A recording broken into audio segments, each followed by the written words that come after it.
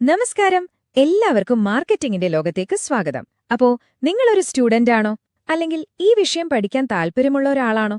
എങ്കിൽ മാർക്കറ്റിംഗിന്റെ ഏറ്റവും പ്രധാനപ്പെട്ട ആ അടിസ്ഥാന കാര്യങ്ങളില്ലേ, അത് സിമ്പിളായിട്ട് മനസ്സിലാക്കാൻ ഈ ഒരു സെഷൻ നിങ്ങളെ ശരിക്കും സഹായിക്കും. ഓക്കെ, അപ്പൊ നമ്മള് ഈ വിഷയം പഠിക്കാൻ പോകുന്നത് ഒരു 4 സെക്ഷനായിട്ടാണ്. ആദ്യം എന്താണ് മാർക്കറ്റിംഗ് എന്ന് നോക്കും. പിന്നെ അതിൽ പ്രധാനപ്പെട്ട കോൺസെപ്റ്റുകൾ എന്തൊക്കെയാണെന്ന് കാണും. അത് കഴിഞ്ഞ് നമ്മള് മാർക്കറ്റിംഗ് മിക്സിലേക്കും അവസാനം മാർക്കറ്റിംഗ് എൻവയൺമെന്റിലേക്കും കടക്കും. ഓരോന്നും നമുക്ക് വിശദമായിട്ട് തന്നെ നോക്കാം. അപ്പോ നമുക്ക് നേരെ ആദ്യത്തെ സെക്ഷനിലേക്ക് കടക്കാം, അല്ലേ? എന്താണ് മാർക്കറ്റിംഗ്? ഏതൊരു ബിസിനസിന്റെയും അടിത്തറയാണ് എന്നൊക്കെ നമ്മൾ കേട്ടിട്ടുണ്ട്. പക്ഷേ എന്താണ് ശരിക്കും ഈ മാർക്കറ്റിംഗ് എന്ന് പറഞ്ഞാല്? ഈ ഒരു ഡെഫിനിഷൻ നോക്കൂ. സിമ്പിളായിട്ട് പറഞ്ഞാൽ ആളുകൾക്ക് അവരുടെ നീഡ്സും വോൺസും, അതായത് ആവശ്യങ്ങളും ആഗ്രഹങ്ങളും നേടാനായിട്ട് നമ്മൾ പ്രോഡക്റ്റുകളും അതിന്റെ വാല്യൂവും ഉണ്ടാക്കി കൈമാറ്റം ചെയ്യുന്ന ഒരു പ്രോസസ്സാണ് മാർക്കറ്റിംഗ്. ഇതൊരു സോഷ്യൽ ആൻഡ് മാനേജീരിയൽ പ്രോസസ്സാണ്. ഇതിൽ 4 വാക്കുകൾ വളരെ പ്രധാനപ്പെട്ടതാണ്: പ്രോസസ്, നീഡ്സ്, വോൺസ്, പിന്നെ എക്സ്ചേഞ്ച്. ഇത് ഓർത്തു വെക്കണം കേട്ടോ. മാർക്കറ്റിംഗിനെപ്പറ്റി പറയുമ്പോൾ ഒഴിവാക്കാൻ പറ്റാത്ത ഒരാളാണ് ഫിലിപ്പ് കോഡ്ലർ. മാർക്കറ്റിംഗിന്റെ ഗുരു എന്നൊക്കെയാണ് അദ്ദേഹത്തെ പറയുന്നത്. അദ്ദേഹത്തിന്റെ വളരെ ഫേമസ് ആയിട്ടുള്ള ഒരു കോട്ടാണിത്.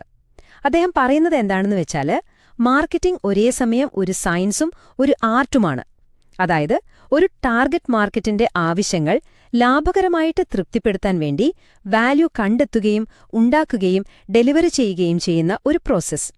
ഇതിന് ഡാറ്റയുടെയും സ്ട്രാറ്റജിയുടെയും ഒരു സയൻസുണ്ട്, ഒപ്പം ക്രിയേറ്റിവിറ്റിയുടെ ഒരു ആർട്ടുമുണ്ട്. ഓക്കെ, അപ്പോ മാർക്കറ്റിംഗിന്റെ സ്വഭാവം അല്ലെങ്കിൽ നേച്ചർ എന്തൊക്കെയാണെന്ന് പെട്ടെന്നൊന്ന് നോക്കാം. ഒന്നാമതായി, ഇത് കസ്റ്റമർ സെൻട്രിക് ആണ്. അതായത് എപ്പോഴും കസ്റ്റമറാണ് സെന്ററിൽ.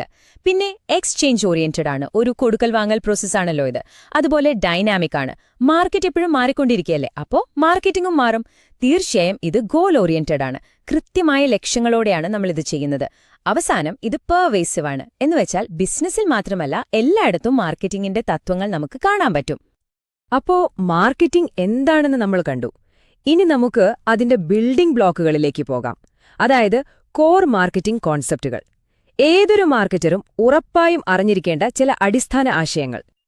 ആദ്യത്തേത് നീഡ്സ്, അതായത് നമ്മുടെ അടിസ്ഥാനപരമായ ആവശ്യങ്ങൾ.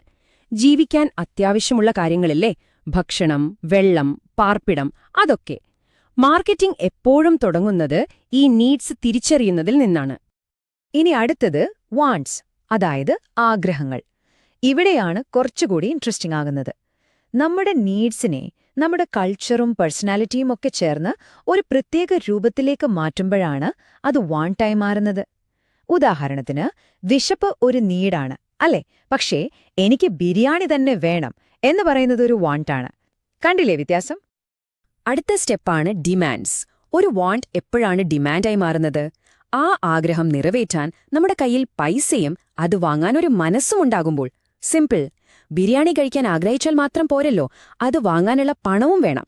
അപ്പോൾ അവിടെയാണ് മാർക്കറ്റിംഗ് ശരിക്കും പ്രായോഗികമാകുന്നത്. ആളുകൾക്ക് എന്ത് വേണം എന്നതിനേക്കാൾ അവരെന്ത് വാങ്ങാൻ തയ്യാറാണ് എന്നതാണ് കമ്പനികൾക്ക് പ്രധാനം.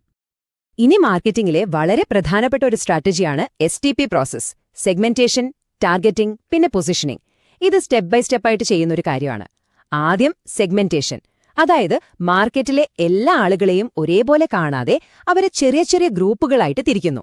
പിന്നെ ടാർഗറ്റിംഗ്, ഈ ഗ്രൂപ്പുകളിൽ ആരെയാണ് നമ്മൾ ലക്ഷ്യം വെക്കുന്നത് എന്ന് തീരുമാനിക്കുന്നു.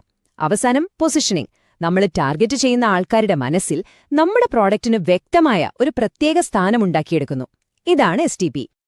അപ്പോ നമ്മൾ കോർ കോൺസെപ്റ്റുകളൊക്കെ പഠിച്ചു. ഇനിയിപ്പോ ഇതെങ്ങനെ പ്രായോഗികമാക്കാം?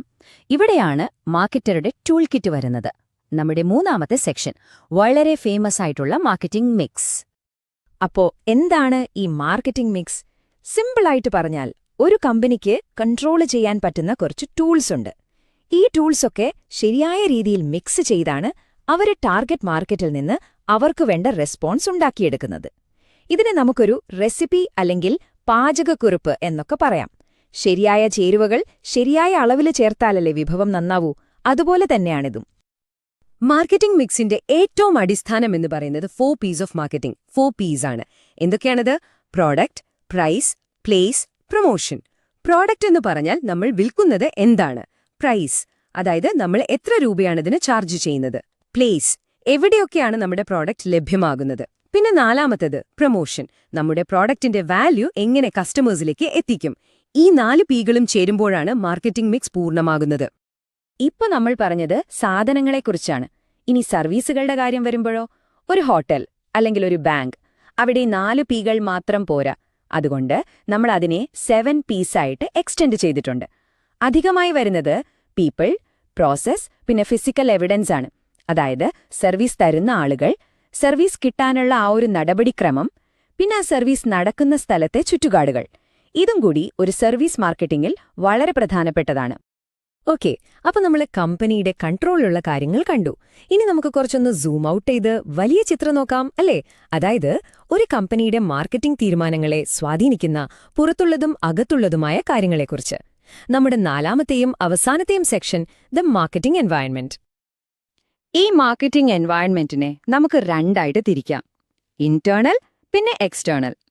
ഇന്റേണൽ എൻവയൺമെന്റ് എന്ന് പറഞ്ഞാൽ കമ്പനിയുടെ ഉള്ളിലുള്ള കാര്യങ്ങളാണ്. ജീവനക്കാർ, കമ്പനിയുടെ ഫിനാൻസ്, കൾച്ചർ, ഇതൊക്കെ കമ്പനിക്ക് ഒരു പരിധിവരെ കൺട്രോൾ ചെയ്യാൻ പറ്റും. പക്ഷേ എക്സ്റ്റേണൽ എൻവയൺമെന്റ് അങ്ങനെയല്ല. അത് കമ്പനിയുടെ പുറത്തുള്ള ശക്തികളാണ്. അതിനെ നമുക്ക് കൺട്രോൾ ചെയ്യാൻ പറ്റില്ല, അതിനോട് പൊരുത്തപ്പെടാനേ കഴിയൂ. ഈ എക്സ്റ്റേണൽ എൻവയൺമെന്റിന് തന്നെ 2 ഭാഗങ്ങളുണ്ട്, മൈക്രോയും മാക്രോയും. ഇതിൽ മൈക്രോ എന്ന് പറയുന്നത് കമ്പനിയോട് കുറച്ചുകൂടി അടുത്തുള്ള കാര്യങ്ങളാണ്. പക്ഷേ നമ്മളിവിടെ ഫോക്കസ് ചെയ്യാൻ പോകുന്നത് വലിയ ചിത്രത്തിലാണ്, അതായത് മാക്രോ എൻവയൺമെന്റ്. ഒരു മാർക്കറ്റിലെ എല്ലാ കമ്പനികളെയും ഒരുപോലെ ബാധിക്കുന്ന വലിയ ശക്തികൾ. ഈ മാക്രോ എൻവയൺമെന്റിനെ മനസ്സിലാക്കാൻ മാർക്കറ്റർമാർ സാധാരണയായി ഉപയോഗിക്കുന്ന ഒരു ടൂളാണ് പെസ്റ്റൽ അനാലിസിസ്. ഓരോ അക്ഷരത്തിനും ഓരോ അർത്ഥമുണ്ട്. P for political, E for economic, S for social, T for technological, L for legal, E for environmental. ഈ ഓരോ കാര്യങ്ങളിലും വരുന്ന മാറ്റങ്ങൾ ഒരു കമ്പനിക്ക് പുതിയ അവസരങ്ങളായിരിക്കാം, അല്ലെങ്കിൽ ചിലപ്പോൾ ഭീഷണികളുമാകാം.